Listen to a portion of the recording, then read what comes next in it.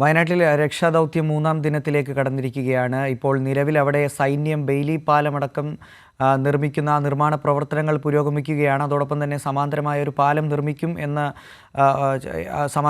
അതോടൊപ്പം തന്നെ സമാന്തരമായൊരു പാലം നിർമ്മിക്കും.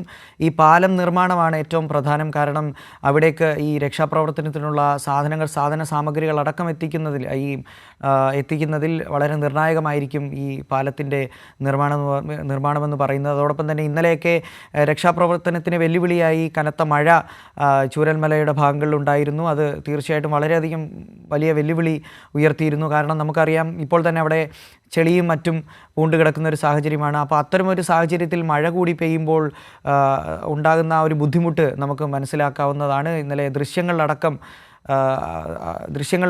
നമുക്കത് വ്യക്തമായത് കൂടിയാണ്. മരണസംഖ്യ ഏകദേശം 270 ഇനി അത് കൂടുതൽ ഉയരാനുള്ള സാധ്യത കൂടി ഉണ്ട്. 1000-ലധികം പേരെ രക്ഷാദൗത്യ സംഘം ഇതുവരെ രക്ഷപ്പെടുത്തി. വിവരങ്ങളുമായി അനൂപ് KR വയനാട്ടിൽ നിന്ന് ചേരുന്നു. അനൂപ്, ഇപ്പോൾ പാലത്തിൻ്റെ നിർമ്മാണം പുരോഗമിക്കുകയാണ്. മാത്രമല്ല, ഈ സമാന്തരമായൊരു പാലം നിർമ്മിക്കുന്നു എന്നുകൂടി മനസ്സിലാക്കുന്നുണ്ട്. ദൃശ്യങ്ങളിൽ നിന്നും അത് വ്യക്തമാണ്. ഇപ്പോഴത്തെ ഒരു സാഹചര്യം എന്താണ്? മഴ ഒരു വെല്ലുവിളിയായി വരികയാണ്. എത്ര മണിയോടുകൂടി രക്ഷാപ്രവർത്തനം ആരംഭിക്കും? മറ്റു പുരോഗതികൾ എന്തൊക്കെയാണ്? മഴ ഒരു വെല്ലുവിളിയായി തന്നെ തുടരുന്നു. കഴിഞ്ഞ ദിവസം രാത്രി തന്നെ മഴ പെയ്യുന്ന ഒരു സാഹചര്യമുണ്ട് ഈ മേഖലയിൽ. അതുകൊണ്ട് തന്നെ രക്ഷാപ്രവർത്തനം ഇന്നലെ നേരത്തെ തന്നെ രക്ഷാപ്രവർത്തനം അവസാനിപ്പിക്കേണ്ട ഒരു സാഹചര്യം ഉണ്ടായിരുന്നു. പ്രത്യേകിച്ച് ഈ മലവെള്ളപ്പാച്ചിൽ ചൂരൽമല പുഴയിൽ ഉണ്ടാകുന്ന ഒരു സാഹചര്യമാണ്.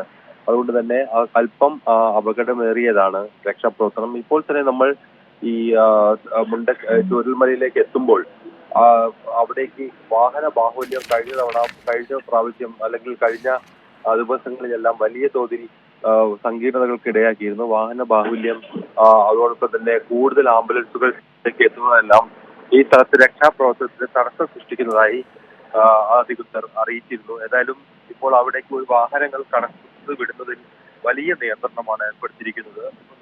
നമുക്ക് തന്നെ അവിടേക്ക് എത്തുന്നത് പലയിടങ്ങളിലും പോലീസും അതോടൊപ്പം സന്നദ്ധ പ്രവർത്തകരുമെല്ലാം വാഹനങ്ങൾ നിയന്ത്രിക്കുന്നത് കാണാം. അതുകൊണ്ട് തന്നെ അവിടേക്ക് എത്തിപ്പെടാനുള്ള ഒരു സാഹചര്യത്തിൽ പോലും അത് ബുദ്ധിമുട്ടുണ്ടാക്കി. കാര്യം അത്രയും അധികം വാഹനങ്ങൾ ആ മേഖലയിലേക്ക് പെട്ടെന്ന് എത്തുന്നത് കഴിഞ്ഞ ദിവസങ്ങളിൽ രക്ഷാപ്രവർത്തനത്തിന് വലിയ രീതിയിൽ ബുദ്ധിമുട്ട് സൃഷ്ടിച്ചിരുന്നു. ആംബുലൻസുകൾ 25 ആംബുലൻസുകളാണ് അവിടെ ആവശ്യമെങ്കിലും അതിലധികം ഏതാണ്ട് 150 ആംബുലൻസുകൾ ആ മേഖലയിൽ പാർക്ക് ചെയ്തതുൾപ്പെടെ സുഗമമായിട്ടുള്ള യാത്രാ സംവിധാനത്തിന് തടസ്സമായിരുന്നു. ഏതായാലും അതെല്ലാം ഇന്ന് നിയന്ത്രിക്കാനുള്ള ഒരു നീക്കമാണ് ഉള്ളത് എന്നാണ് നമുക്ക് മനസ്സിലാക്കാൻ സാധിക്കുന്നത്. അതിനാൽ തന്നെ കൂടുതൽ വാഹനങ്ങൾ അവിടേക്ക് എത്തുന്നത് തടയുന്നത് ഉൾപ്പെടെയുള്ള നിയന്ത്രണങ്ങൾ ഇന്ന് കൂടുതലുണ്ടാവും. ഏറ്റവും ഒടുവിൽ നമുക്ക് ലഭിക്കുന്ന വിവരങ്ങൾ പ്രകാരം ഔദ്യോഗികമായ മരണ കണക്കുകൾക്ക് ഉയർന്ന തോതിലുള്ള മരണനിരക്കാണ് നമുക്ക് ലഭിക്കുന്ന വിവരം. അത് ഇനിയും കൂടുതൽ വ്യക്തമായി ഔദ്യോഗികമായി പുറത്തു വരേണ്ടതുണ്ട്. ഏറ്റവും പ്രധാനം ഇന്ന് മുണ്ടക്കൈയിൽ അവശേഷിച്ചിരിക്കുന്ന ആളുകളിലേക്ക് എത്തിപ്പെടുക എന്നുള്ളതാണ് പ്രധാനം. വിശ്വസിക്കുന്ന ആളുകളുടെ അവർക്ക് എത്തിപ്പെടുക എന്നുള്ളത് പ്രധാനമെന്ന് പറയുമ്പോഴും യന്ത്ര സാമഗ്രികൾ ഉപയോഗിച്ചുകൊണ്ടുള്ള തിരച്ചിൽ പലപ്പോഴും അവിടെ അസാധ്യമാണ്. അതുകൊണ്ട് തന്നെ കൂടുതൽ യന്ത്ര സൗകര്യങ്ങൾ അവിടേക്ക് എത്തിക്കണം എന്നുണ്ടെങ്കിൽ ഇപ്പോൾ സൈന്യം നിർമ്മിച്ചുകൊണ്ടിരിക്കുന്ന ബെയിലി പാലം അത്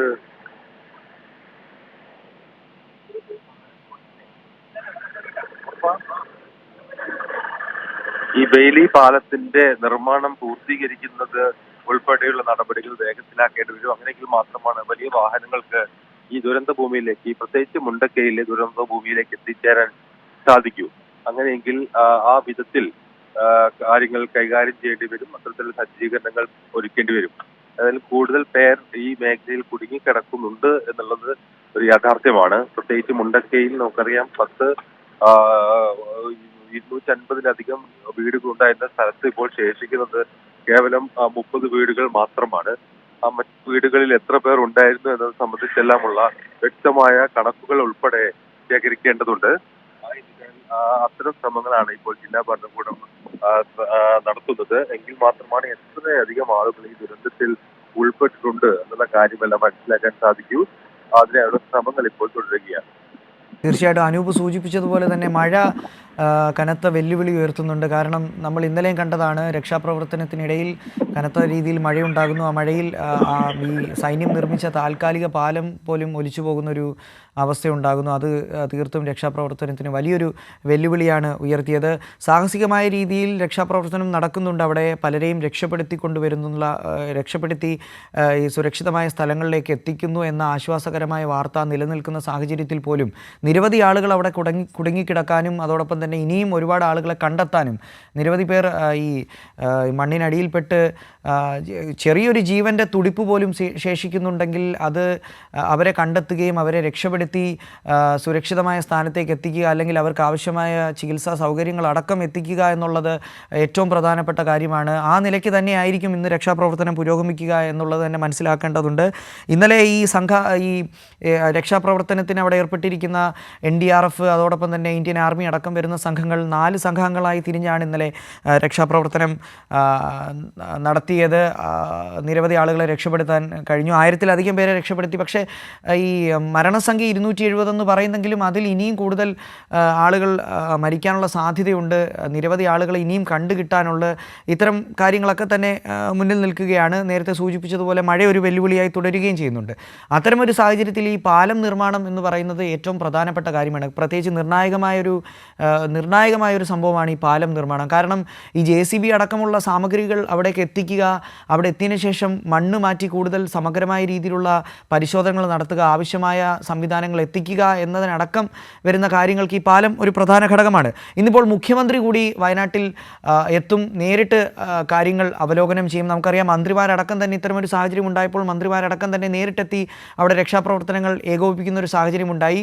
അനൂപ്, നമുക്കറിയേണ്ടത് എപ്പോഴാണ് ഈ രക്ഷാപ്രവർത്തനം ഇനി ആരംഭിക്കുക? പാലത്തിൻ്റെ നിർമ്മാണ പുരോഗതി എത്രത്തോളമാണ്? മുഖ്യമന്ത്രി എപ്പോഴാണ് ഇപ്പോൾ വയനാട്ടിൽ എത്തിയെന്ന് മനസ്സിലാക്കുന്നു. എപ്പോഴാണ് ഈ ദുരന്തമുഖത്തേക്ക് മുഖ്യമന്ത്രി എത്തുക?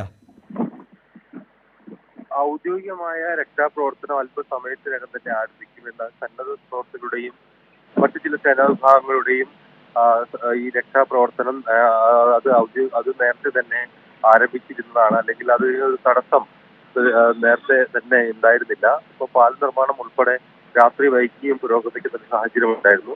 ഇന്ന് ഉച്ചയോട് കൂടിയെങ്കിലും പാല നിർമ്മാണം പൂർത്തീകരിക്കാനാവും എന്നാണ് പ്രതീക്ഷിക്കപ്പെടുന്നത്. അതിനാൽ തന്നെ ഇവിടേക്കുള്ള ഒരു രക്ഷാപ്രവർത്തനം സുഗമമാവാൻ ഇപ്പോൾ ഈ ബെയിലി പാലത്തിന്റെ നിർമ്മാണം അടിയന്തരമായി പൂർത്തിയാവുക എന്നത് വളരെ പ്രധാനപ്പെട്ടതാണ്. വൽബിജല സംഘം കഴിഞ്ഞ ദിവസം സ്ഥലത്ത് ക്യാമ്പ് ചെയ്തുകൊണ്ട് ഈ വിധത്തിൽ രക്ഷാപ്രവർത്തനങ്ങളെ ഏകോപിപ്പിച്ചിരുന്നു. പ്രധാനമായും ഈ രക്ഷാപ്രവർത്തനം ഇന്ന് പുരോഗമിക്കുക മുണ്ടക്കൈ മേഖല കേന്ദ്രീകരിച്ചാണ്.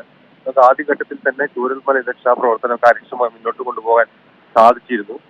പിന്നീട് അവിടെ മുണ്ടക്കൈയിലേക്കുള്ള യാത്രാ സംവിധാനങ്ങൾ സുഗമമാവാത്തതിന് കാരണം അവിടേക്കുള്ളൊരു യന്ത്രങ്ങൾ എത്തിക്കുന്നതും മറ്റും തടസ്സം നേരിട്ടിരുന്നു.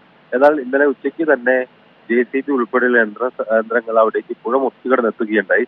എന്നാൽ വൈകിട്ടോടുകൂടി അതും സാധ്യമാവാത്ത ഒരു അവസ്ഥയായിരുന്നു. കാര്യം പുഴയിൽ വലിയ തോതിൽ ചുരൽമല പുഴയിൽ ജലനിരപ്പ് ഉയരുന്നത് തുടർന്ന് ചുരൽമലയിൽ നിന്ന് മുണ്ടക്കയിലേക്ക് പോകാനുള്ള ഒരു യാത്ര അല്ലെങ്കിൽ അവിടേക്ക് എത്താനുള്ള ഒരു മാർഗം ഇല്ലാതായ ഒരു സ്ഥിതി വീണ്ടും ഒരു വൈകിട്ടോടുകൂടി ഉണ്ടായി. അതുകൊണ്ട് തന്നെ താൽക്കാലിക